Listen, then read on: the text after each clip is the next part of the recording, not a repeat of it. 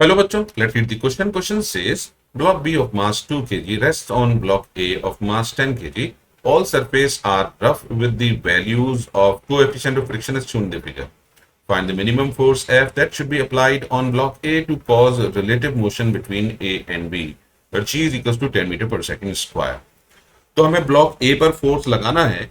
इसका मतलब अगर हम ब्लॉक बी के मोशन को with respect to A analyse करेंगे तो इस पर लगने वाले फोर्सेस होंगे डाउनवर्ड फोर्स एम जी, चूंकि ब्लॉक बी का मास हमें दे रखा है it is 2 kg।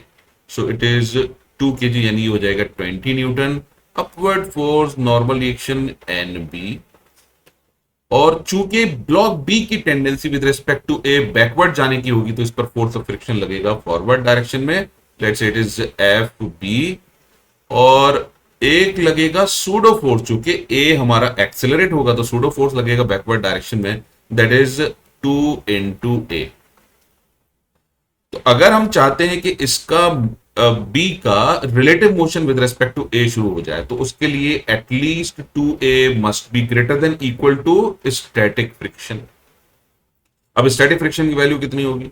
Static friction is equal to mu times of normal reaction, और ये म्यू क्या होगा? म्यू स्टैटिक, और म्यू स्टैटिक की वैल्यू दे रखी है 0.25, ये होगा 0.25 into N B that is equal to 20 Newton.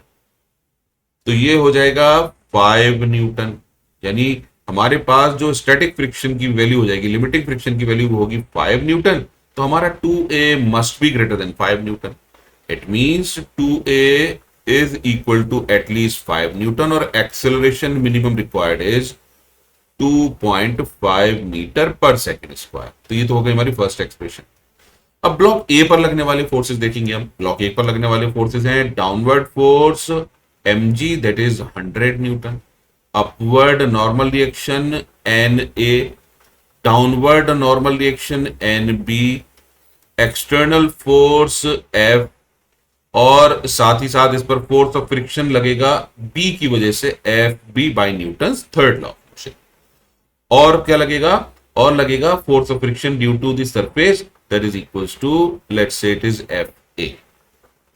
तो हमें इसका एक्सेलरेशन मिनिमम चाहिए 2.5 metre per second square.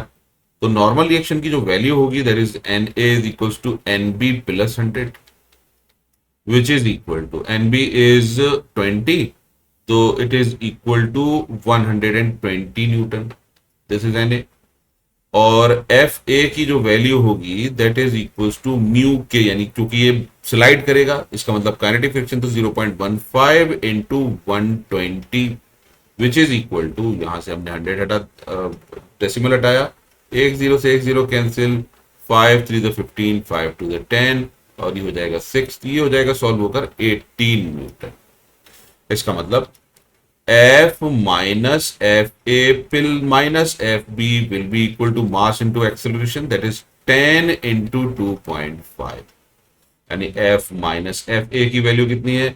F A is 18 newton, F B कितना है? F B is 5 newton, which is equals to 25, और F is equals to 25 plus it is 23, which is equals to 48 newton. तो answer हो जाएगा external force का 14 newton, which is option 3। I hope you understood the solution. Thank you.